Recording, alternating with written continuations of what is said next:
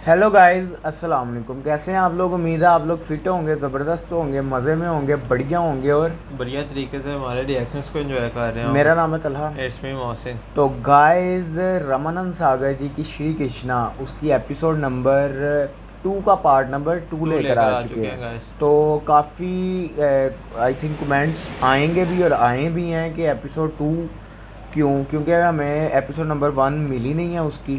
तो जहाँ से मैंने ये डाउनलोड की है वहाँ ये एपिसोड 2 ही अवेलेबल थी, तो यहाँ से हमने स्टार्ट कर दी है।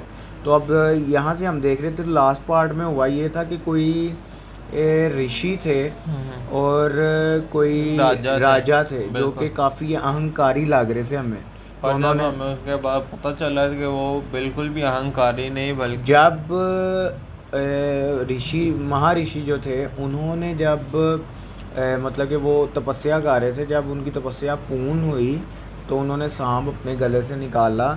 तब उन्होंने जब ज्ञात किया तो अपने पुत्र को भी बुरा कि कहा तुमने कि जाने तुमने अनजाने में शराब किस प्रकार दे तब हमें डाला उन भाई। राजा की वैल्यू पता चली। बिल्कुल। तो फिर उन्होंने कहा महर्षि राजा के पास भी अगर है। इनका मेज के बाद हो जाएगा, अगर इनका प्राण चले जाएंगे तो पूरे आर्यवर्त में आर्यवर्त को उसका क्या हानि हानि होगी। पहुंचेगी तो भाई। गाइज अब वो क्योंकि उनके पुत्र ने श्राप दिया हुआ था अपने पिता के साथ इस तरह के व्यवहार और से। तलहा भी महाराज के आगे से कर्तव्य देखे, उन्होंने ना सिर्फ गुरुजी के चरण स्पर्श किए बल्कि उनका दंड भी स्वीकार किया कि आप जो भी दंड देंगे मुझे बिल्कुल। तो अब स्वीकार है। देखना ये है कि आगे क्या होने वाला है। बिना देर की चलते वीडियो की तरफ और देते हैं रिएक्शन। रिएक्शन।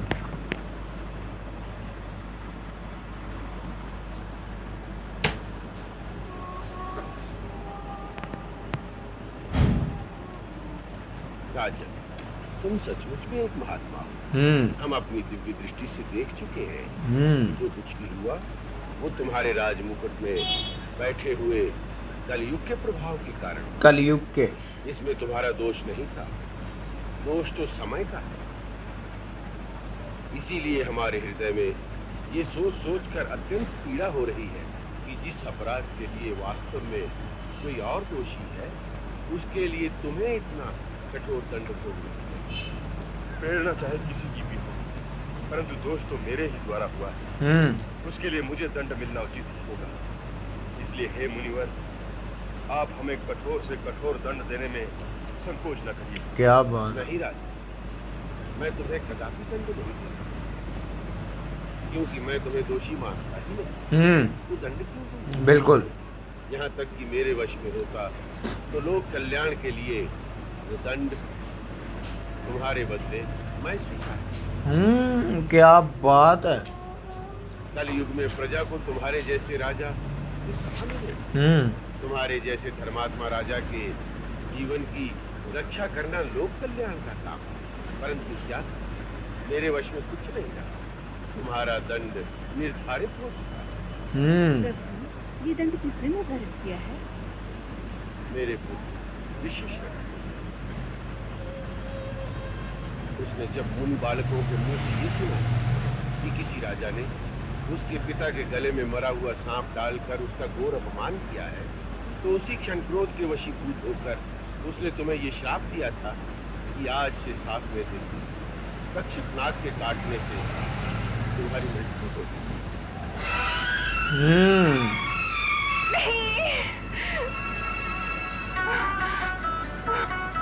रानी, इन्हें रनिवास में ले जाओ। जो आज्ञा।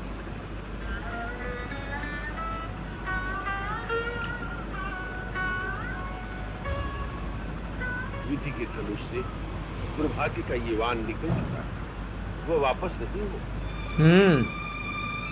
मैं तुम्हें यही बताने आया हूँ कि इस संसार में अब तुम्हारे बचने का कोई उपाय नहीं। क्या वाकई? इन 7 दिनों में तुम अपना परलोक सुधारने का उपाय, जिस स्त्री पुत्र की तुम चिंता कर रहे हो वो तुम्हारे साथ नहीं जाएगी। चिंता और मोह को छोड़कर तुम इसी क्षण अपने गुरुजनों से परामर्श करो, जिससे तुम्हें वो गोहसन मार्ग दिखाएं जिस पर चलकर मानव मोक्ष को प्राप्त करता है, ताकि जब तुम इस देह को त्याग कर दूसरे लोक में जाओ तो वहां तुम्हारा वैसा ही सत्कार हो जैसा महात्मा पुरुषों का देवलोक में होता है। राजन, भगवान तुम्हारी आत्मा को शांति दे। वो सिर्फ बताने आए थे क्योंकि दंड निश्चित हो चुका हुआ है। महाराज परीक्षित, इस प्रकार सहसा अर्धरात्रि के समय आने का कारण सब कुशल तो है ना? गुरुदेव, मुझे अभी अभी पता चला है कि महामुनि शमीक के पुत्र श्रृंगी ऋषि ने मुझे शाप दिया है, जिससे आज से 7वें दिन मेरी मृत्यु हो जाएगी। भगवान, मैं ये जानने के लिए आपके पास आया हूँ कि जिस मनुष्य के जीवन के केवल 7 दिन रह जाए, वो ऐसा क्या करे, कौन सा कर्म करे जिससे उसका परलोक संवर जाए, वो मुक्ति पा सके। मुक्ति पा। राजन, जिसे मुक्ति की कामना हो, उसके पास एक ही मार्ग है, भक्ति का मार्ग। भक्त का मार्ग। प्राणी के हृदय में भक्ति का भाव किस तरह प्रवाहित हो, भक्ति का बीज किस तरह अंकुरित हो, इसका कोई सरल साधन है? अति सरल साधन। भगवान वेद व्यास ने लिखा है कि यत् फलम नास्ति तपसा न योगेन समाधिना तत्फलम लभते सम्यक कलौ केशव कीर्तना। अर्थात जो फल तपस्या, योग एवं समाधि से भी नहीं मिलता, कलयुग में वही फल श्री हरि कीर्तन अर्थात कृष्ण लीला का दान करने से। कृष्ण लीला का दान।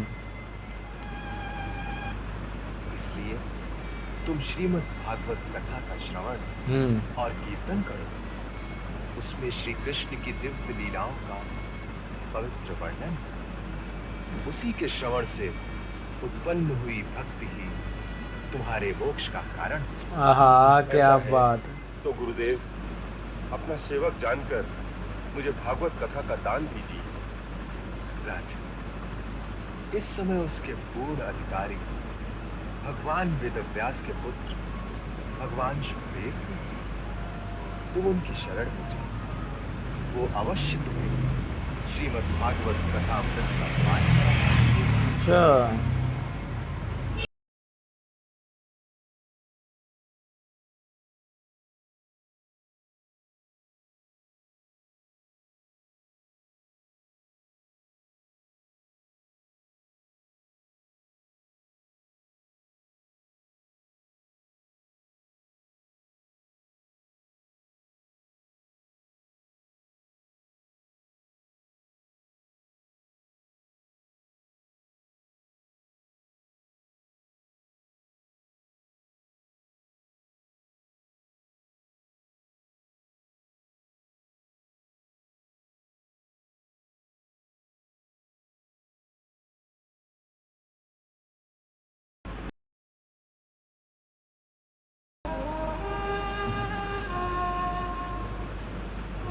हे ब्रह्म ऋषि, आप योगियों के परम गुरु हैं। ब्रह्म इसलिए ऋषि। मैं आपसे एक अत्यंत महत्वपूर्ण प्रश्न करता हूँ। प्रभु, जो पुरुष मृत्यु के द्वार पर खड़ा हो, ऐसे मरणासन पुरुष को क्या करना चाहिए?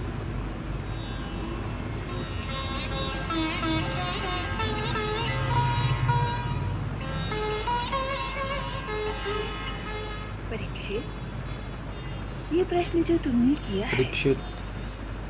इसमें लोकहित भी छुपा हुआ है, क्योंकि वास्तव में सभी मनुष्य मृत्यु के द्वार पर ही खड़े होते हैं। बिल्कुल। हालांकि वो इसे जानते नहीं हैं। लेकिन ये जानते हैं। तुम्हारा प्रश्न है कि मृत्यु के द्वार पर आया हुआ मनुष्य क्या करे? हे राजन, इसका उत्तर सुनो। मृत्यु का समय आने पर मनुष्य घबराए नहीं। मृत्यु के आक्रमण से पहले ही वो वैराग्य की तलवार से शरीर की ममता को काट दे और ओम रूपी प्रणव का मन ही मन जप करे। प्राण वायु को वश में करके अपने मन का दमन करे, बुद्धि की सहायता से इंद्रियों को उनके विषयों से हटा ले और मन से भगवान की मंगलमय मूर्ति का ध्यान करते करते प्रभु के श्री विग्रह में पूर्ण रूप से लीन हो जाए। तब मनुष्य को तुरंत ही भक्ति योग की प्राप्ति हो जाती है। इसलिए शास्त्रों ने कलयुग में सबसे सहज एक ही साधन बताया है, भक्ति। इसलिए हे राजन, मैं तुम्हें भागवत पुराण की कथा सुनाऊंगा। भागवत जो भक्ति रस की ऐसी गंगा है कि जो प्राणी एक बार उसमें स्नान कर लेता है वो फिर भक्ति रस की उस नदी से बाहर निकलना ही नहीं चाहता, उसी में डूब जाता है। वही उसका मोक्ष है। तुम भगवान के परम भक्त हो, इसलिए मैं तुम्हें वही भागवत कथा सुनाऊंगा जिसमें श्री कृष्ण की सगुण लीलाओं का वर्णन है। क्या बात है। तुम्हारे अंत समय में कृष्ण लीलामृत का सेवन ही सहाय होगा। द्वापर के अंत में ऐसा समय आया जब धरती पर बहुत सी आसुरी शक्तियां एकत्रित हो गई थी। उस समय लाखों दैत्यों के दल ने घमंडी राजाओं का रूप धारण करके अपने भार से पृथ्वी को आक्रांत कर रखा था। उनमें सबसे शक्तिशाली दैत्य मथुरा का राजकुमार कंस था, जो धर्म का नाश करने पर तुला हुआ था। कंस था। अच्छा, अब मुझे समझ आई है तो ये स्टोरी शुरू हो रही है, बताने बता रहे हैं मतलब कि महाभारत का टाइम गुजर चुका है। कृष्णा जी का वो अवतार उन्होंने लिया, उसके बाद चलेगी ये, उसकी बाद अब ये किसी राजा को उनकी कथा बताने जा रहे हैं। ठीक है, तो वो राजा देखो कि नहीं, मेंस के महाभारत के समय से अच्छा ये कथा बता रहे हैं ना। ये वो कह, अब देखो राजा का दंड निश्चित हो गया, 7 दिनों बाद उनकी मृत्यु है। अब वो आए हैं किसी ऋषि के पास कि मैं इन 7 दिनों में ऐसा क्या, उन्होंने कहा कि मैं मृत्यु के द्वार पे खड़ा हूँ कि मुझे पता चल चुका है कि मैंने 7 दिन बाद, क्योंकि मुझे श्राप मिला, तो मैं ऐसा क्या करूँ जिससे मेरा मतलब कि आखिरत संवर जाए। तो उन्होंने कहा कि भगवत गीता, इसका ज्ञान हासिल करो। श्री कृष्ण जी की उसमें लीलाएं हैं, उनके बारे में सुनो और उनके बारे में पढ़ो, समझो, ताकि अब वो ने यही वो कथा ही सुनाने जा रहे थे। अब ये कृष्णा जी का सारा बताएंगे तो यार राजा कंस था जिसका अत्याचार एंड पे आपको पता चला ना कि किस प्रकार उन्होंने कहा कि एक जब द्वापर युग था, क्योंकि आई थिंक द्वापर युग में वो सारा कुछ हुआ था ना, महाभारत, कृष्णा जी का अवतार, ये सारा, उसके बाद फिर कलयुग शुरू हो गया और अब ये अभी तक कलयुग ही चल रहा है। तो उन्होंने कहा कि द्वापर युग में एक बहुत ही शक्तिशाली और बहुत ही अधर्मी राजा था जो धर्म का विनाश करने पर तुला हुआ था। वहीं ये एपिसोड खत्म हुई, वो था कृष्णा जी का मामा कंस। तो गाइज अब देखेंगे नेक्स्ट क्या पता लगने लगा, क्योंकि अब तो स्टोरी शुरू होने वाली है। तो मजा आने वाला है। वाली वीडियो अच्छी लगी हो तो इस वीडियो को ज़्यादा से ज़्यादा लाइक कीजिएगा, शेयर कीजिएगा, कमेंट कीजिएगा और हमारे चैनल को सब्सक्राइब करना मत भूलिएगा। तो गाइज मिलते हैं नेक्स्ट वीडियो नेक्स्ट पार्ट के साथ। Love you India.